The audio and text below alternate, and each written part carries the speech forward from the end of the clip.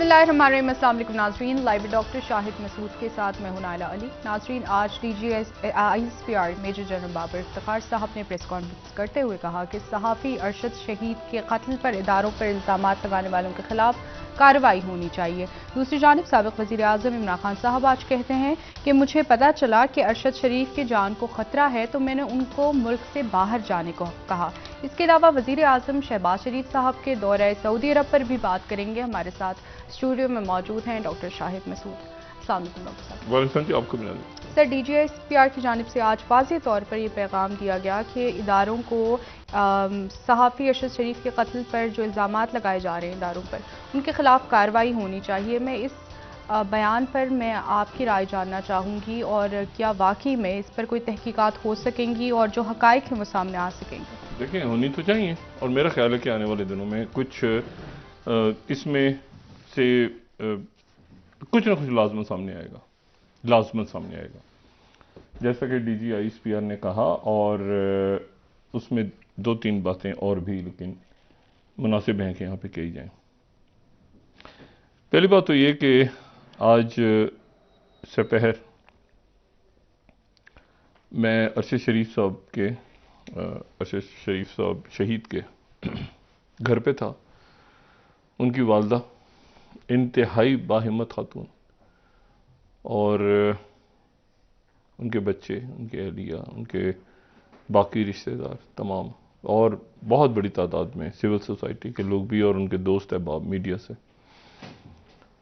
तो वहाँ पर इसी दौरान आरिफ अलवी साहब भी आए और बाकी जो शख्सियात वहाँ पे, शेरी रहमान साहबा आई वहाँ पे। कुछ देर पहले जमीयत उलमाए इस्लाम का एक बहुत बड़ा डेलीगेशन वहाँ पे उनके मरकज़ी रहनुमाओं का पहुँचा। तो मुख्तलिफ वहाँ पे लोग आ रहे थे और ताज़ियत कर रहे थे। इससे पहले मरियम औरंगज़ेब साहबा वहाँ से होके गई और आज सुबह जो है वो दो मामलात हुए और अरशद शरीफ साहब के हवाले से। पहले तो जो इस्लामाबाद हाई कोर्ट है वहाँ पर उन्होंने कहा कि जी जुडिशल कमीशन की इस वक्त ज़रूरत नहीं है और जुडिशल कमीशन क्या करेगा इस मरहले पे बन के। लेकिन कुछ देर बाद मैं आपको सिर्फ ये बौखलाहट दिखा रहा हूँ कि इस वक्त किस कदर ये सिस्टम बौखलाया हुआ है। पूरा सिस्टम रियासती, आप समझ लें कि जो भी सतून है, ढांचा है, जो भी कुछ है। उसके बाद ये हुआ कि उन्होंने कहा कि जी आप, वज़ीर आज़म साहब ने ये कहा कि हम एक जुडिशल कमीशन बना रहे हैं। अच्छा, अब वहाँ पर जब मौजूद थे हम और बहुत आज दुख, क्योंकि वहाँ ये बात हो रही थी कि अरशद शरीफ साहब का जो जस्ते खाकी है वो कतर एयरवेज से पहुंच गया है दोहा। अब दोहा पहुंच गया और दोहा अमूमन ऐसा होता है, मुझे बताने की जरूरत नहीं, लेकिन ऐसा होता है कि वो कनेक्टिंग फ्लाइट होती है तो उसका एक टाइम होता है कि जी एक फ्लाइट आ गई है, अब अगली जो फ्लाइट है तो वो कोई 2 घंटे, 3 घंटे, 4 घंटे का होता है एयरपोर्ट पे, बहुत से बहुत। लेकिन ये होता है कि कनेक्टिंग फ्लाइट्स का कोई होता है सिस्टम कि जी जब भी कोई फ्लाइट आ रही है तो उसको देखा जाता है कि जी इसमें 2, 3, 4 घंटे एयरपोर्ट पे, 5 घंटे भी होता है। अब ये जो उनका जज्दे खाकी है ये 13 घंटे दोहा में, 13 घंटे। पहले तो मैंने खैर ये बात नहीं वहां पर जो है पूछी, क्योंकि मुझे नहीं समझ आया कि फिर मैंने कहा शायद हो सकता है नैरोबी से जो फ्लाइट्स कम हो और वो फ्लाइट हो और फिर उसके बाद अगली जो कनेक्टिंग फ्लाइट है पाकिस्तान की वो 13 घंटे का हो, तो ये बात समझ में आई। अच्छा, लेकिन फिर मैंने वहां पर, और ये दीगर जो दोस्त अहबाब थे सारे, काशिफ अब्बासी साहब भी थे, इमरान रियाज साहब भी थे और बाकी सब मतलब वहाँ पे, मतलब हामिद मीर साहब भी पहुंचे हुए थे, सब सारी दुनिया वहाँ पे थी। तो अब वहाँ पर तो फिर मैंने एक बात की वहाँ पे, मैंने कहा मुझे ये बताएं कि यहाँ ये जो बड़ी बड़ी शख्सियात आ रही हैं तो किसी तरह से ये मुमकिन है कि वहाँ से जो जज्दे खाकी है उनका जो मैयत है उसको 13 घंटे, वो यहाँ दोहा ये रोज आते जाते हैं अपने प्राइवेट जहाज़ों में या जो भी, तो जज्दे खाकी को किसी तरह यहाँ पे उनकी बॉडी को, ये जहाज़ों में, इनके घरों में जहाज ऐसे खड़े होते हैं कई लोगों के, जैसे वो गाड़ियां मोटरसाइकिलें खड़ी होती हैं, इनके प्राइवेट जहाज इस तरह खड़े होते हैं।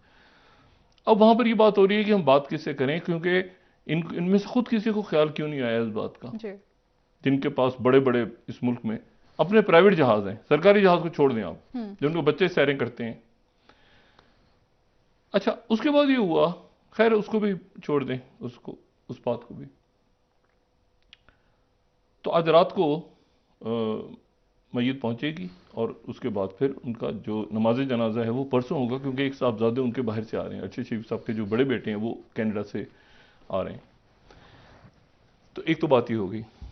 अब जब ये बात हो रही थी तो वहां पर एक दो, जाहिर है कि एक पॉलिटिकल डिवाइड है, एक नजरिया है और सारी बात कि भाई वहां पर वजीर आजम साहब ने भी जुडिशल कमीशन का ऐलान कर दिया और साथ ही जो है वो मरियम औरंगजेब साहबा होके गई और राना सनाउल्लाह साहब के हवाले से ही खबर आ रही थी कि राना सनाउल्लाह साहब, और खबर नहीं मेरे ख्याल से इसी तरह से होगा कि वो शायद रात को अभी तक जो इतलात हैं कि वो एयरपोर्ट पे जब जज़्दे खाकी आएगा तो राना सनाउल्लाह साहब वहाँ पे होंगे गालिबन, अभी कंफर्म नहीं, लेकिन ये हमारे पास कुछ इतलात हैं, अभी सरकारी तौर पे कंफर्म नहीं हुआ।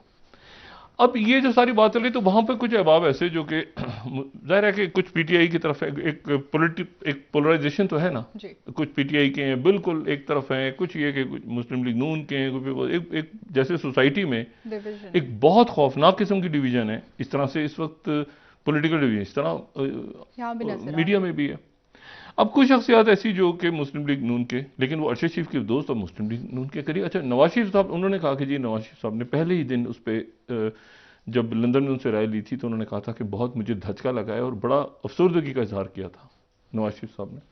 वहाँ बहस चल गई कि जी ये फिर ये कल जो दिवाली की तकरीब हुई है ये क्यों, तो उस पर फिर ये लोगों ने कहा कि नहीं, जो मीडिया की शख्सियत आपस में बहस हुई हल्की सी, उन्होंने कहा नहीं वो दिवाली की वजह से हुआ है सारा। अच्छा जी, अब उसके फौरन बाद ये हुआ कि वहां पर उन्होंने कहा कि जी ऐसा है कि, अब ये मैं वो आपको बता रहा हूं, हमारे बड़े सीनियर कोलीग, में नाम नहीं लेना चाह रहा, उन्होंने कहा कि ऐसा है कि अभी हम मरीम नवाज साहिबा की बात करवाते हैं कुछ देर में अरशद शरीफ की वालदा से। अच्छा, उनकी वालदा जो हैं वो ना रोई हैं, मतलब वो उनके आंसू बस हैं और पी गई हैं वो अंदर, ये सोशल मीडिया पे अजीब सी तस्वीरें चल रही हैं।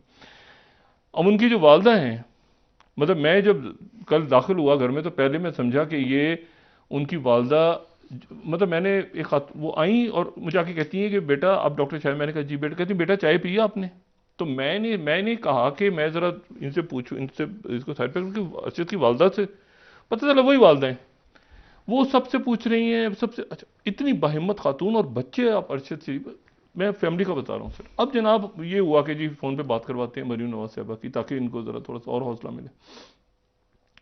अभी बात हो ही रही है तो वो मरीम नवाज साहिबा का एक तारीखी ट्वीट आ गया, तारीखी मतलब वो याद रखा जाएगा पाकिस्तान की सियासी तारीख में, ये नहीं कि नून की तारीख में, आज के दिन याद रखा जाएगा। वो ट्वीट उनका आया और वो अजीब व गरीब किस्म का ट्वीट, अगर वो दिखाएं। अच्छा, पहले तो वहां बहस चल गई कि छिड़ गई कि ये मरीम नवाज साहिबा का ट्वीट ही नहीं है, पर लोग वहां देख रहे हैं, चेक कर रहे हैं। प्रेसिडेंट ने आना था थोड़ी देर के बाद तो जैमर्स वगैरह लगे हुए थे, फिर हमें पता चला ये तो मरीम नवाज साहिबा। वो कहती हैं I don't feel retweeting this but this is a lesson for mankind that we must all. अब आगे क्या है इसके, मैं माजरत चाहता हूँ, इंग्लिश में कुछ है लफ्ज आगे मगर मैं इसको पढ़ नहीं सकता। अच्छा, ये इन्होंने किसके ऊपर लिखा है? अभी कुछ साहब हैं वो कहते हैं कहना तो नहीं चाहता था लेकिन ये फितना इमरान और उसके यूथियों के लिए खबर। ये एंकर कहता था कि नवाज शरीफ ने अपनी मरहूमा मां को पार्सल करके भेजा है।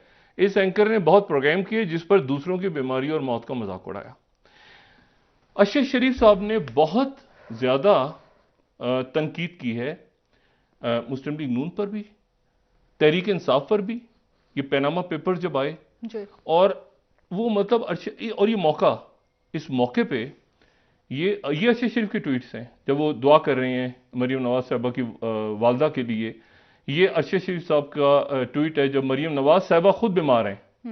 ये अरशद शरीफ शहीद के मुख्तलिफ ट्वीट्स हैं जिनमें वो मतलब मैं हैरान हूं इस बात पर, मतलब मुझे समझ, ये सारे ट्वीट्स उनकी दुआओं के लिए। जब एहसन इकबाल साहब को गोली लगी तो अरशद शरीफ साहब उन पर कह रहे हैं कि अल्लाह ताला उनको सेहत दे। ये अब एक शख्स दुनिया में नहीं है शहीद, और उसने अरशद ने कभी ये अरशद ने बात नहीं की कि उन्होंने किसी बीमार का, तनकीद कुछ और होती है। सर हमेशा और करते आप रहे टाइमिंग्स तमाम देखें, पार्टीज पे। अब टाइमिंग्स देखें कि ये वहां पर जनाब ये कुलसुम नवाज साहबा के लिए दुआ कर रहे हैं अरशद शरीफ जब हयात थे, जी और ये दुआ कर रहे हैं वहां पर। अब बात ये सारी कि इस मरहले पे वो कह रहे हैं कि जी इसमें लेसन होता है, क्योंकि ये एक पार्सल लफ्ज का इस्तेमाल हो रहा है, पार्सल।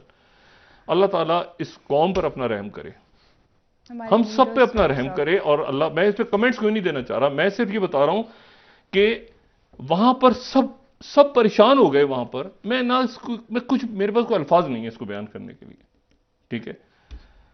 अच्छा, उसके बाद जनाब क्या हुआ कि वो जो है वो ये उस वक्त आया जब वो डीजी आईएसपीआर की तरफ से ये बात आई कि जी लोग बीच में मुख्तलिफ थ्योरी चल रही हैं, ये हुआ वो हुआ। उनकी बात बिल्कुल बजानिब की इसकी तहकीकात होनी चाहिए। शहबाज शरीफ साहब ने ऐलान कर दिया कमीशन बनाने का। अब मुझे बताएं कि यहां पर पार्टी के सरबराह तो गालिबन मरीम नवाज साहब हैं, तो अब आप यानी वो, और मैं आपको बताऊं कि शहबाज शरीफ साहब या नवाज शरीफ साहब या बाकी मुस्लिम लीग नून की क्यादत हकीकतन दुखी है, सब दुखी हैं अरशद शरीफ पे। ये इस वक्त ये पहले तो या तो ये हैंडल किसी ने चोरी कर लिया है, क्या हुआ है, कोई और किसी ने, किसी बच्चे ने ट्वीट कर दिया है, क्या हुआ खुदा जाने। उधर वो कह रहे हैं डीजीआई एसपीआर की जी हुकूमत तहकीकात करेगी और हम जाएंगे, और बड़ी संजीदा बात की है उन्होंने कि ये कंस्पिरेसी थ्योरियां जो उटपटांग बातें चल रही हैं इसकी गहराई तक पहुंचना चाहिए। मगर अब इस बयान का क्या करें। अच्छा, ये एक नहीं हो रहा, जो मैं आपसे कह रहा हूं ना कि पूरा का पूरा ढांचा नहीं होता, ये पूरा सर पैर इसका सुने। उसके लाहौर में कॉन्फ्रेंस हुई, ये आसमा जहांगीर अल्लाह ताला उनकी मग़फ़िरत फरमाए, उनकी एक बड़ा नाम हमारे सिविल सोसाइटी और ह्यूमन राइट्स और वकला, और अब उनकी याद में कॉन्फ्रेंस हुई। उस कॉन्फ्रेंस में जनाब वो मंजूर पशीन भी थे, बिलावल साहब भी थे। बिलावल साहब जो हैं इस वक्त वो पाकिस्तान के वजीर खारजा हैं, ठीक है। वहां पर वजीर कानून भी मौजूद थे, आजम नजीर तारड़ साहब। अब जनाब वहां पर इन सब शख्सियात की मौजूदगी में नारे लगे, ठीक है। और नारे लगे तो नारे जो लगे वो पाकिस्तान के खिलाफ या पाकिस्तान की फौज के खिलाफ। अब उसके बाद जनाब बिलावल साहब ने कहा कि मेरे तो अख्तियार में कुछ नहीं है, वहां पर कहा और जहां आपने नारे लगाने हैं वहां जाके नारे लगाएं, पाकिस्तान के वजीर खारजा हैं। अच्छा, अब क्या हुआ जनाब कि वो एक, उसके बाद एक, जैसे वो इब्ने सफ़ी मरूम की सीरीज होती थी ना, इमरान सीरीज जी, वो उस तरह से माफी सीरीज शुरू होती है। उसके बाद सर वो माफी सीरीज का आगाज होता है जनाब पाकिस्तान पीपल्स पहले जरदारी साहब कहते हैं कि चेयरमैन कि जी मेरी सियासी और मौजूदा हुकूमत आज़ादी राय पे आसमा, हाँ वो नारे नामुनासिब थे, उनकी तरफ से वजाहत आई। फिर उसके बाद इसको मैं बात, वजीर कानून जो हैं, अच्छा जी, तो वजीर कानून जो हैं वो भी मुख्तसर गिरोह के वो मजम्मत करते नजर आ रहे हैं। ट्वीट हमारे पास है जी, ये ठीक है। डॉक्टर साहब एक क्विक ब्रेक ले लेते हैं, ये से कंटिन्यू करते हैं वापस आके। नाज़रीन एक ब्रेक हमारे साथ रहिए।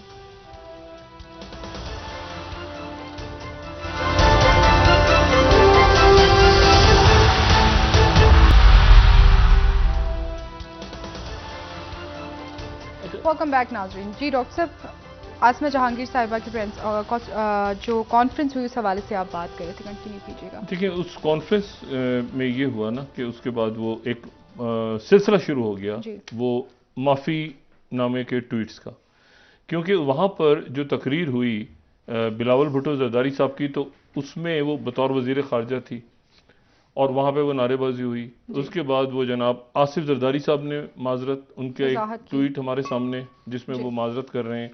फिर बिलावल भुट्टो जरदारी साहब का एक ट्वीट जिसमें माजरत कर रहे हैं। फिर शहबाज शरीफ साहब की तरफ से, वज़ीर आज़म पाकिस्तान की तरफ से। फिर उसके बाद जो वज़ीर कानून है आज़म नज़ीर तारड़ साहब, वो उनके दो ट्वीट्स आज, एक ट्वीट में वो कह रहे हैं कि मैं उसकी मजम्मत करता हूँ जो वहाँ पे हुए, नारेबाजी हुई मुख्तसर गिरोह की जानिब से। वहाँ जब मौजूद थी शख्सियात तो बड़े उन्होंने राजी खुशी वो सब कुछ देखा, और उसके बाद जनाब उन्होंने अपने ओहदे से इस्तीफ़ा भी दे दिया। अच्छा, इस्तीफ़ा उन्होंने दिया और उन्होंने कहा कि वो इस्तीफ़ा मैं इसलिए दे रहा हूँ कि मैं असूलों पे समझौता नहीं कर सकता, क्योंकि ये जो मतलब मेरे ज़मीर पे बोझ है या जो भी है, मतलब वो ज़मीर जागते हैं, खास वक्त हो जाते हैं। खास वक्त इसलिए कि जो हमारी पोजीशन थी जजिस के का जो मामला चल रहा था उसमें जो पहले पोजीशन थी जिसमें फाइज़ साहब की रिकमेंडेशन की तरफ वो थे, फिर वो दूसरे जजेस की तरफ चले गए, उनके वोट चले गए, जिसकी वजह से मतलब है कि मैं मतलब वो अजीब सा हुआ। उन्होंने असल वजह वो है जो सुप्रीम कोर्ट बार कह रही है और बाकी वो लोग कह रहे हैं, लेकिन वो बार वो रिजाइन कर गया। अब अशतर सौफ अली साहब भी नहीं है अटॉर्नी जनरल, वो भी वोट डालने के बाद, पहले नहीं, पहले वोट डाले, फिर उसके बाद उनका ज़मीर जागा, फिर वो रिजाइन कर गए, ठीक है, लेकिन वोट डालने के बाद, वो पहले नहीं हुआ। जी सर, जुमे को लॉन्ग मार्च का भी आगाज होने जा रहा है, इमरान खान साहब ने इसका भी ऐलान कर जी, दिया। आज ऐलान हो गया। और अब यहाँ पर एक तो पहले जो मैंने हुकूमत से और ये जो अरेंजमेंट है इससे गुजारिश की कि ये एक तो ये उबहम ख़त्म करें, बाकी तो मामला चल रहे हैं, चलें जी, वो नारेबाजी क्यों हुई उसके माजर वो सारे, लेकिन मरीम नवाज साहबा से गुजारिश है कि बराए करम इस ट्वीट को वो डिलीट कर दें तो मुनासिब है, या इसके ऊपर एक मतलब डिलीट कर दें अगर माजरत नहीं करनी तो, क्योंकि इस पर बहुत लोगों की लोगों को दुख है, लोगों को दुख है, नहीं हसास लोगों को दुख है, हसास भी, और इसकी ये बिला ज़रूरत उन्होंने किया। अगर वो खामोश रहती इस वक्त ये तो कोई फ़र्क नहीं पड़ता किसी पे। तो यहाँ पर हुकूमत या इस अरेंजमेंट के लिए मसाइल के जी, वज़ीर आज़म साहब कुछ कह रहे हैं, वज़ीर इत्तलात कुछ कह रही हैं, वज़ीर दाखिला एक जो है वो, बल्कि जुडिशल कमीशन बनाने का ऐलान हो रहा है और साथ ही ये ट्वीट आ रहा है। तो गुजारिश है कि इस वक्त जो है वो थोड़ा सा अगर जिम्मेदारी का मुजाहरा हो जाए तो ज़्यादा मुनासिब है। फिर उसके बाद जो है वो ये लॉन्ग मार्च, अब यहाँ पर इशू ये आ रहा है कि देखें, यहाँ एक तनाव है इस्लामाबाद में, और तनाव मौजूद है, और उस मौजूद तनाव को किसी तरह से कम करने की कोशिश करनी चाहिए इस वक्त। ये फर्ज है हुकूमत का। ये जो सूरत हाल बनी अरशद शरीफ साहब के हवाले से, उसके बाद मजीद तलखी और मजीद तनाव बढ़ गया है। यानी बज़ाहिर तो आपको खामोशी नजर आई है ना 24-48 घंटे में, लेकिन उसमें एक बहुत टेंस माहौल है। अब इस टेंस माहौल में ये जुडिशल कमीशन बनता है, इसकी तहकीक कुछ ना कुछ इसमें है, ये मैं कुछ ना कुछ इसमें, ये मैं नहीं समझता कि ये बिल्कुल ब्लाइंड, इसमें बहुत, एक तो वो खुर्रम, देखें 2 शख्सियात मौजूद हैं जी। अब इनिशियल रिपोर्ट्स थी कि जी गोलियां लगी हैं इतनी, बाद में पिक्चर आ गई, हमने तो वो कोट किया ना जो कि उनके अखबारात कह रहे थे, और तो कोई और तो हमें नहीं पता कि कीनिया में क्या हो रहा है। लेकिन यह है कि वो बहरहाल उनका फिर तस्वीर आई तो उसमें कोई गोलियां नहीं, एक गोली वो दिखा रहे हैं, मगर वो उनकी पुलिस का सिस्टम जो है कीनिया का, वहाँ जाने का बहुत इत्तेफाक हुआ है अफ्रीकन कंट्रीज़ में घूमने का भी और कीनिया का भी। वो वहाँ पर जो है ना, आप मतलब एक मामूली सा कोई काम करवाना हो तो वो आप देखे वो कहो, मतलब बहुत थोड़े पैसों में बहुत बड़ा काम वो कर देते हैं। ये इनकाउंटर, गाड़ी चेंज कर दी, उसका रिकॉर्ड क्या लिखा, शुरू में क्या हुआ, ये वो सारा वो वहाँ से। लेकिन जो मैंने कल भी बात की थी कि इंपॉर्टेंट बात यह कि 2 शख्सियात अभी मौजूद हैं, खुरम और नकार, या जो दूसरे दो नाम हैं वो, और फिर उसके बाद ये कि वो कहाँ पे हैं, और ये कि जो ये सवाल उठाया है उन्होंने DGI SPR ने कि जी अरशद शरीफ किसके कहने पे गए, तो ये बाहर क्यों गए। अब खान साहब कह रहे हैं कि जी मैंने कहा था कि अरशद शरीफ की जान को खतरा है, और वो अच्छा खान साहब के पास क्या इन्फॉर्मेशन थी, किसके हवाले से थी, वो फिर शेयर करेंगे। DGI SPR जो कह रहे हैं कि किसके खतरे से किसी ने कोई ज़ाहिर इन्फॉर्मेशन दी है, कोई किसी ने नहीं, धमकियों की नहीं। खान साहब ने कहा कि मेरे पास, मैंने अरशद शरीफ से कहा था कि बाहर जाएं, तो धमकियों की कॉल तो इस मुल्क में हर एक को आती हैं, लेकिन एक स्पेसिफिक थ्रेट थी और अरशद शरीफ साहब को थी वो थ्रेट, उसका एक लेटर भी इशू हुआ था और उनको था जान का खतरा।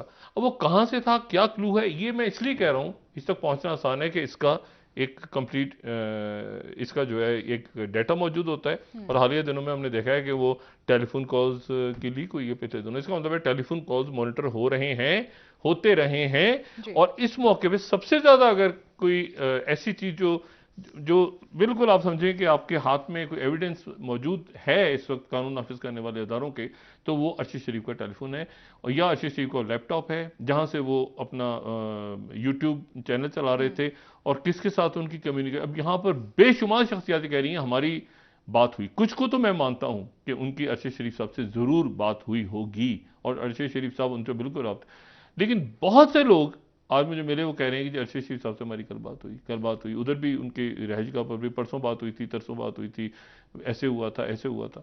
तो मेरा ख्याल है कुछ लोगों से तो जेन्युइनली इन कांटेक्ट होंगे, और कुछ लोग ऐसे हैं जो, तो उनकी लोकेशन का आइडियली आपको बिल्कुल तरीके से आपको आइडिया हो जाता है, पासपोर्ट पे आपने ट्रैवल किया, कहाँ से वीज़ा निकाला कीनिया का, कैसे गए, किसने, वो सारा। फिर ये 2 लोग जो खुर्रम और नकार, उनको अच्छा वो भी खुरम एक, ये मुझे नहीं पता कि ये क्या, मैंने उनसे बात अभी लोगों से नहीं की, मगर उनके जितने भी अहबाब हैं उनमें से कोई नहीं जानता इन दोनों को। मतलब ना कोई खुरम को जानता है ना कोई उनको जानता है, वो नकार या नकार। नगार जो भी हैं, तो उनका किसी को नहीं पता। तो वो जो हैं वो, उनको गोली भी वो तो जख्मी भी नहीं है, वो पहले था कि जख्मी है फिर जख्मी भी नहीं, फिर ये कैसे हुआ कि वो एक गोली मार दी और दूसरा गाड़ी भगा के ले गया, और वो गाड़ी भगा के ले गया, और वो गाड़ी भगा के वो कह रहे हैं मेरे पास आ जाओ। वो जख्मी अरशद शरीफ को हॉस्पिटल लेके नहीं गया, वो उनके घर पहुंचाए नकार के, और नकार फिर लेके अस्पताल गए हैं, अंदाजा लगाएं, जबकि अगर आप देखें तो बुलेट्स सर पे जिस तरह लगी हुई हैं।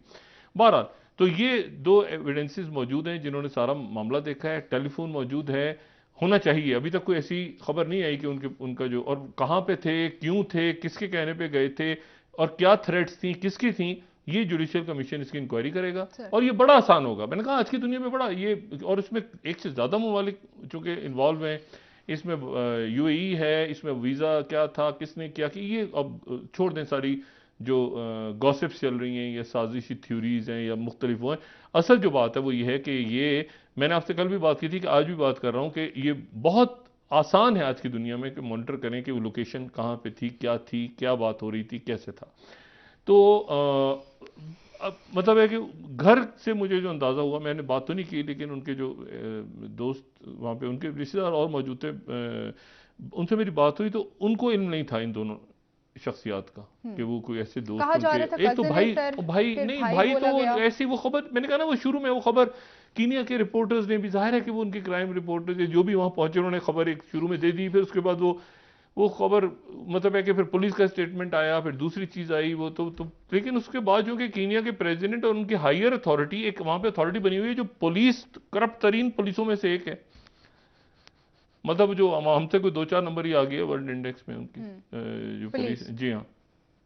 तो मसला ये है कि वो अब वो उसमें मतलब उनके पास जो एक, इसीलिए वहाँ पे सही कमीशन, इत्तलात नहीं एक थी कि कमीशन कौन बना है है वहाँ कौन पर, नहीं उनके कमीशन बनाया साथ। हुआ है कीनिया की गवर्नमेंट ने, जो पुलिस को चेक करता है, यानी पुलिस की के बारे में जो शिकायतें करते हैं लोग, तो वो एक हाई पावर्ड कमीशन है जो, तो बहरहाल वो कोई मसला नहीं, जब एक से ज़्यादा मुल्क इसमें इन्वॉल्व हैं तो फिर वो उसकी वो खाली कीनिया में होते तो नहीं, लेकिन वो चूंकि दुबई और ये मुल्क सारे बीच में आए हैं, तो उनकी ट्रैवलिंग और क्या हुआ और कैसे हुआ वो सारा बड़ा आसानी से मिल जाएगा, या मेरा ख्याल है मिल गया होगा।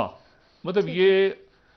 मतलब है कि फौरन ही आ जाती हैं ये चीज़ें, क्योंकि डाटा है ना, तो इमीडिएटली आप आज की दुनिया में ये फौरन चीज़ें आ जाती हैं। कम से कम एक शुरू की रिपोर्ट तो ज़रूर आ जाती है कि किससे बात हो रही थी, कब हो रही थी, वो कहाँ पे थे, कहाँ ट्रैवल किया, ये तो फौरी तौर पे इंफॉर्मेशन आ जाती है। और उसमें जो है वो ये भी, तो वो कीनिया क्यों गए थे, सबसे पहले बात हुई ना कि कीनिया क्यों गए थे, कैसे अगर जान को एडवाइस किया खतरा था, था तो जान को सर खतरा था, इतने खतरनाक वो इतने खतरनाक, मुल्क मैंने जाना। वो कहा जा रहा है ना कि दुबई की तरफ से कहा, किसने कहा, वो सारी चीजें फिर इसी में कवर होती हैं, जो कि आज ही जुडिशियल कमीशन बन गए। तो हमें गॉसिप से निकल के अब जरा आगे आके देखना चाहिए कि ये मामला, हकायक क्या है सर? लॉन्ग मार्च, सर अच्छा लॉन्ग मार्च जो है, वही बात की कि इमरान खान साहब जो है उनका वो मामला अभी मौजूद है अपनी जगह पर कि इमरान खान साहब इलेक्शन लड़ सकते हैं अगला। तो अगला इलेक्शन अगर वो लड़ सकते हैं तो उनकी जो नाअहलियत है वो इसी मुद्दत तक है। तो अब तो वो चाहेंगे कि ये असेंबली जल्दी गिरे, जल्द सॉल्व क्योंकि जैसे ही असेंबली गिरती है तो अगले अहल हो इलेक्शन के लिए जाते वो हैं। अहल हैं। इस असेंबली में उन्होंने जाना नहीं है, तो इसकी अहलियत ना अहलियत से कोई फर्क नहीं फर्क पड़ता। नहीं पड़ता। अब यहां देखना है कि क्या उनका लॉन्ग मार्च इस हुकूमत को गिराने में कामयाब होता है या नहीं होता। यानी जो बैकडोर मुज़ाकरात है, मेरा अपना ख्याल है कि वो चलते रहेंगे, वो चलते रहेंगे। दरमियान इमरान खान साहब को जो प्रेशर होगा वो, अच्छा खुद भी वो लीड कर रहे हैं, इससे पहले ये था वो खुद लीड कर रहे हैं लिबर्टी चौक से, यानी वो कह रहे हैं लिबर्टी चौक से, लाहौर से मैं चलूंगा और मैं फिर पहुंचूंगा जीटी रोड से।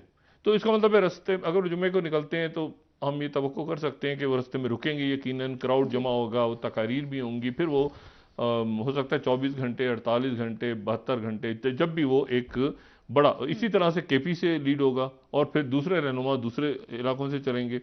और पंजाब में तो जाहिर है उनकी गिरफ्तारी इसलिए नामुमकिन होगी कि पंजाब के अंदर पंजाब हुकूमत है, और पंजाब हुकूमत तो रास्ता भी नहीं रोकेगी, और वो आराम से चलते चलते अपने जुलूस के साथ वो पहुंचेंगे इस्लामाबाद।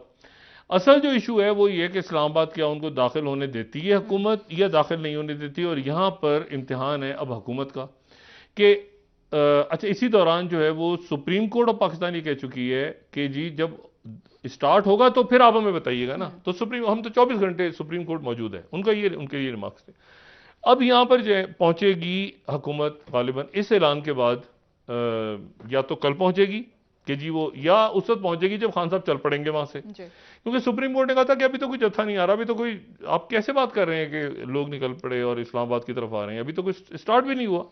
तो जब स्टार्ट होगा या तो उसके बाद हुकूमत पहुंचेगी सुप्रीम कोर्ट की, जी आप हमें बताइए कि इनको कहां तक महदूद रखना है और क्या करना है, और या फिर उससे पहले पहुंचेगी कि ये ऐलान हो गया जी आप हमें बताइए हम लॉ एंड ऑर्डर कैसे, क्योंकि सिंध से भी मजीद पुलिस के दस्ते आ रहे हैं और इस्लामाबाद के अंदर अदम इस्तेकाम और यह इंसानी जानें नहीं जानी चाहिए। वहां पंजाब में तो इसलिए मेरा ख्याल है, या केपी में नहीं होगा कि वहां से तो खुद उनकी गवर्नमेंट है, तो वहां पर ये वो कहेंगे जल्दी। आपको याद है ना कादरी साहब जब आए थे 2013 में, उनका जब आया था जुलूस, तो शहबाज शरीफ साहब की हुकूमत थी पंजाब में, तो कादरी साहब की जो जब निकला वहां से उनका लॉन्ग मार्च, तो उस वक्त शहबाज शरीफ साहब की पूरी कोशिश थी कि मरकज में पीपल्स पार्टी थी, वहां शहबाज शरीफ साहब थे पंजाब, तो उनकी पूरी कोशिश है कि जल्दी निकले पंजाब की हदूद से इस्लामाबाद पहुंचे। उन्होंने फैसिलिटेट किया था कि खोलो जल्दी जाए ताकि यहां से निकले, भाई जो कुछ होना है इस्लामाबाद में हो। राजा परवेज अशरफ साहब की हुकूमत थी। ये उस धरने की बात कर रहा हूं जिसमें वो मुबारक हो वाला जो था ना, जो अकेले तारुल कादरी साहब का जो था, तो उनकी अब पंजाब में अब ऐसा तो नहीं है कि जल्दी निकलो, उनका होगा कि बस चलते जाए, मूव करते जाए, रास्ते में कोई क्लैश ना हो, कोई लॉ एंड ऑर्डर का इशू ना पैदा हो। लेकिन असल मामला होगा कि जब इस्लामाबाद के अंदर वो दाखिल होते हैं, तो दाखिल होने के बाद उनके जो मुख्तलिफ, क्योंकि उनका ये है हुकूमत का कि जी यहां पर हमने इस्लामाबाद में अदम इस्तेकाम नहीं पैदा होने देना। सुप्रीम कोर्ट में वो पिटीशन लेके गए हुए हैं तौहीन अदालत की, कि इमरान खान साहब ने पहले जो किया था वो तौहीन अदालत की थी, इन्होंने वहां तक रहना था, आगे तक आ गए थे। तो यहां पर अब देखना यह है कि सुप्रीम कोर्ट, सियासतदान आपस में इनकी बातचीत चलती रहेगी। वो खान साहब ने भी कहा कि हमेशा राब्ते होते हैं, तो राब्ते हैं, बहाल है, राब्ते हैं। राब्तों से मुराद ये है कि इस्टेब्लिशमेंट नहीं है, वो सियासी जमातें बैठी हुई। मैंने बताया था परवेज खटक साहब हैं और असद कैसर साहब हैं उस तरफ से, और इस तरफ से जो है वो अयाज सादिक साहब हैं और साद रफीक साहब हैं। ये चारों शख्सियात आपको मीडिया में नजर नहीं आ रही और किसी पब्लिक प्लेस ये खामोशी से कहीं गुफ्तगू कर रहे हैं, अपनी अपनी क़यादतों से राब्ते में, लेकिन उधर से प्रेशर बिल्ड इमरान खान करेंगे, इधर से हुकूमत जो है वो कहेगी कि नहीं, अपने वक्त पे गालिबन इसमें कोई दरमियानी रास्ता निकालने की कोशिश होगी। और लॉ एंड ऑर्डर तो हालात अदम इस्तेकाम तो रियासत पैदा नहीं करना चाहेगी। अभी जो शहबाज शरीफ साहब दौरा कर रहे हैं सऊदी अरेबिया का, तो वो यही है ना, वही जो बात उस दिन की थी कि वो सरमायाकारी सऊदी अरेबिया ने जो करनी थी पाकिस्तान में, वो फाइनलाइज हो रही है। और उसके बाद वो आते ही, यानी यहाँ से अगर 28 तारीख को शुरू होता है जुमे के रोज, तो इसका मतलब ये हुआ कि पहली तारीख को तो चाइना का दौरा बन रहा है, तो वो चाइना होंगे या चाइना पहुंचेंगे, ये रास्ते में होगा। चाइना की तरफ से ये बात की गई है बाकायदा रियासत पाकिस्तान से कि हम आपके साथ, क्योंकि कल भी मैंने बात की थी कि वो बार बार ही पूछ रहे हैं कि आपके यहाँ कोई अदम इस्तेकाम तो नहीं है कि भाई हम किसी हुकूमत से बात करें वो फौरन ही फारिग हो जाए। अब यहां पर ये देखना है कि क्या वो दौरा रहता है शहबाज शरीफ साहब का या नहीं रहता। वो दौरा बरकरार रहता है चाइना का, क्योंकि वो स्ट्रेटेजिक, उसका लिंक है सऊदी अरब के दौरे के साथ। सऊदी अरब की जो इन्वेस्टमेंट आएगी रिफाइनरी के लिए, उसकी कंस्ट्रक्शन वो चाइना करेगा। अच्छा, तो ये अब इंपॉर्टेंट बात है कि इसमें ये पूरा जो रीजन, और फिर सऊदी अरेबिया के साथ जो मामला है वो रशियन ऑयल वाला भी चल रहा है, वो भी बात चल रही है। 600 अरब के टैक्स नए लगाने की बात कर दी IMF ने, एक और मुतालबा आ गया डू मोर, 600 अरब के और टैक्स लगाओ। उस पर हुकूमत कह रही है कि वे हम लगा नहीं सकते। इसाक डार साहब का जो दौरा है वो कोई खास कामयाब नहीं रहा, उनकी कोई मुलाकातें वगैरह हाई लेवल पे नहीं हो सकी IMF के लोगों के साथ। बहुत शुक्रिया। इंशाल्लाह इस पूरे तरह जी आने वाले दिनों में मजीद आपसे बात करेंगे। नाज़रीन, प्रोग्राम का वक्त खत्म हुआ, कल इंशाल्लाह दोबारा आपसे मुलाकात होगी। मुझे नायला अली को इजाजत दीजिए। अल्लाह हाफिज़। अपने दोस्तों रिश्तेदारों गिरदनवाह के लूंगा, सब ख्याल रखिएगा।